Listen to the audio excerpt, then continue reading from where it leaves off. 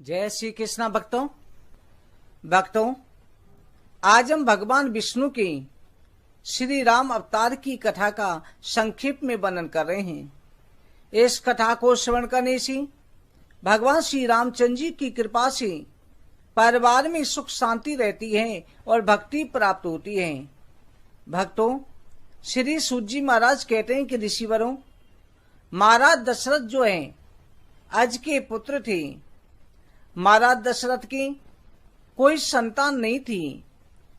उनकी एक शांता नाम की कन्या थी, जिसे पहले ही आप राजा दशरथ स्वयं अपने मित्र राजा को दे चुके थे, जिनका एक ऋषि के साथ में विवाह हुआ। महाराज दशरथ ने गुरु वशिष्ठ जी से प्रार्थना करी कि हे गुरुवर, पुत्र प्राप्ति के लिए आप पुत्रेष्ठ यज्ञ करें। गुरु वशिष्ठ जी ने पुत्रेष्ठ यज्ञ किया।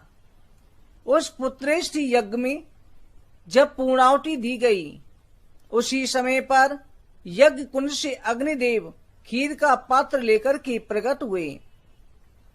ये पात्र उन्होंने राजा दशरथ को प्रदान किया।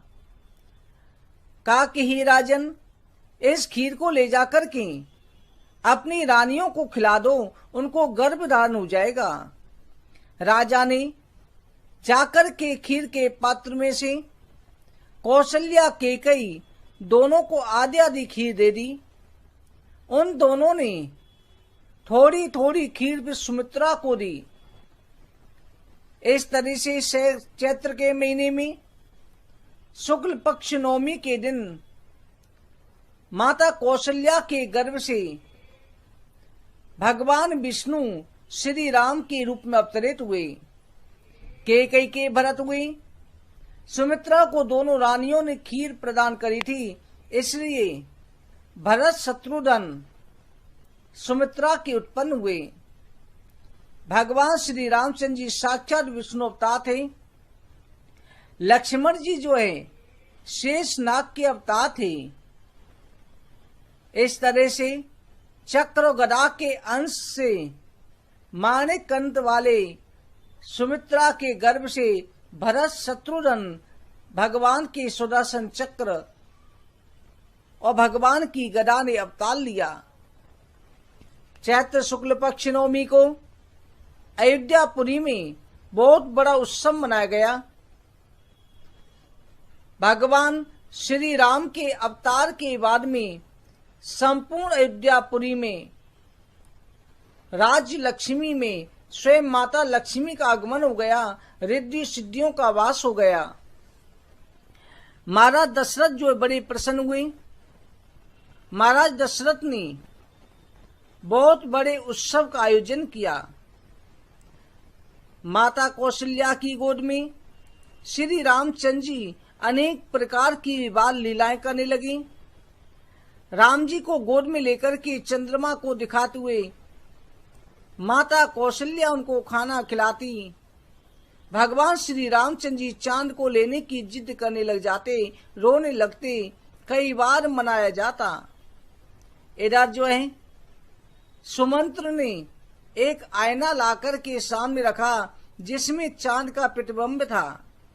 श्री रामचंद्र जी उस आईने में चंद्र को देख करके और अपने आप को देख करके रामचंद्र कह करके स्वयं राम थे सामने आईने में चंद्रमा को देखते, रामचंद्र कह करके तालियां बजाने लगते। इसलिए भगवान का नाम रामचंद्र पर गया। इस प्रकार से भगवान जो है बाल लीलाएं करते। धीरे धीरे भगवान बड़े हुए। इधर जो गुरुकुल भगवान श्री राम लक्ष्मण शत्रुघ्न भरत चारों भाई गुरुकुल में गए। गुरुकुल में अतिशीघ्र एक कला को नित्य प्रति सीखते। 64 दिन में 64 कलाएं सीख ली।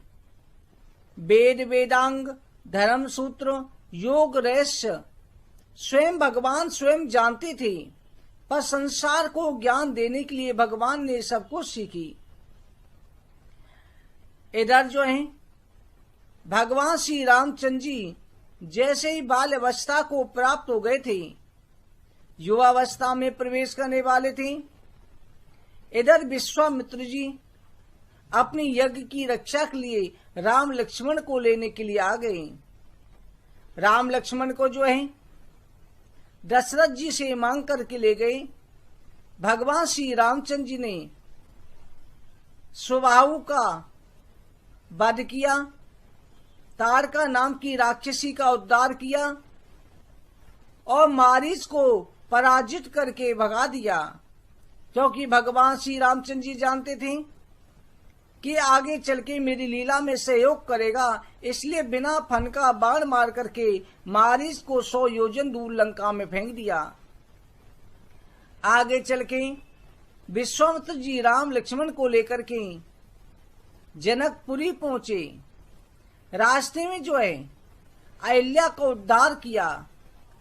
जनकपुरी जाकर के भगवान श्री रामचंद्र जी ने शिव धनुष को, जो सीता जी के स्वयंवर के लिए रखा था, जिसे कोई भी राजा तोड़ नहीं पाया, जिसे कोई उठा भी नहीं सकता था, स्वयं रावण भी पराजित होकर के चला गया, भगवान श्री रामचंद्र जी ने उस धनुष को तोड़ दिया।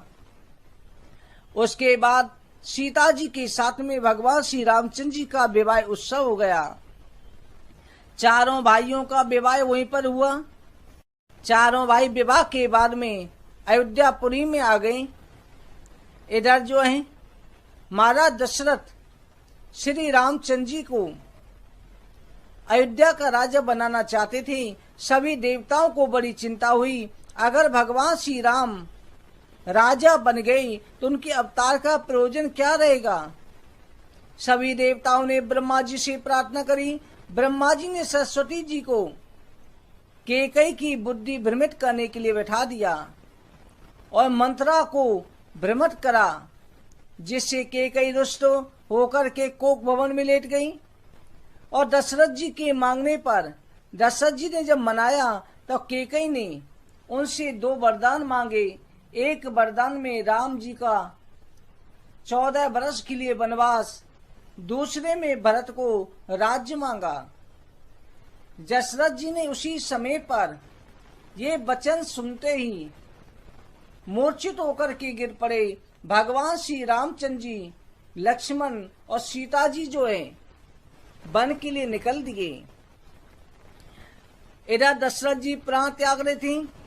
प्राण त्यागते समय दशरथ जी को अपने कर्म याद आ गई, क्योंकि उन्होंने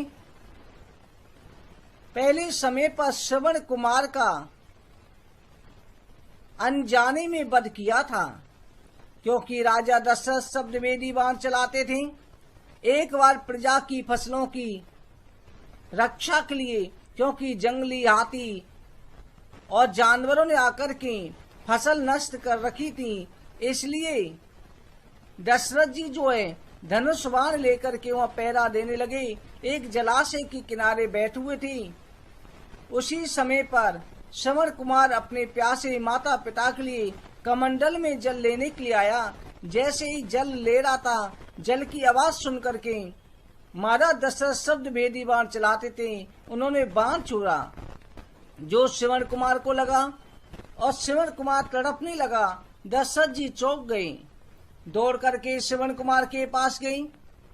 श्रवण कुमार ने अपने माता पिता को प्यासा होने का बारे में बताया।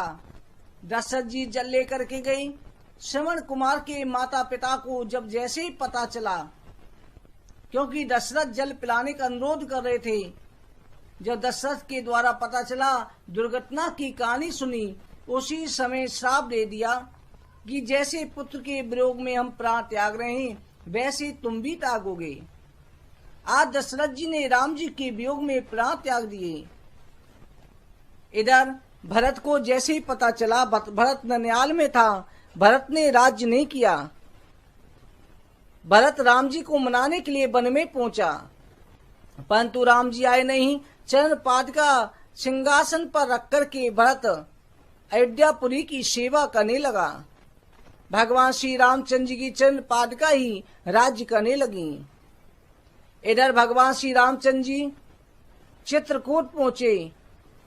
जहां उन्होंने खरदूषण सा श्रृंगार किया, उस समय पर खरदूषण का श्रृंगार करके भगवान श्री रामचंद्र जी ने शूफन का लक्ष्मण जी ने नाक कान काटे। इधर जो रावण साधु वेश में आकर के सीता जी का हरण करके ले गया, भगवान श्री रामचंद्र जी ने हनुमान जी की सुग्रीव की वानर वालों की सहायता से लंका पर आक्रमण किया और लंका पर विजय प्राप्त करी। लंका पर विजय प्राप्त करके भगवान श्री रामचंद्र जी ने अयोध्यापुरी में 10-11 हजार वर्षों तक राज किया। भगवान श्री रामचंद्र जी के लव कुश पुत्र हुए। भगवान श्री रामचंद्र जी के अनन्य भक्त हनुमान थे, जिनकी कथा श्रवण करने मात्र से प्राणी का उद्धार हो जाता है। भक्तों, ये विष्णु पुराण की कथा में केवल हमने सारांश रूप से भगवान श्री रामचंद्र जी के अवतार की कथा का वर्णन किया, क्योंकि हर कथा अनंता, भगवान की कथा अनंत है, जिसका कोई भेद नहीं जान सकता। विस्तार से हम आगे की कथाओं में वर्णन करेंगे। आज की कथा के पर विश्राम करते हैं। राम अवतार की कथा संक्षेप में वर्णन करी। आगे जो भगवान के कृष्ण अवतार की कथाओं का वर्णन करेंगे। बोलो विष्णु भगवान।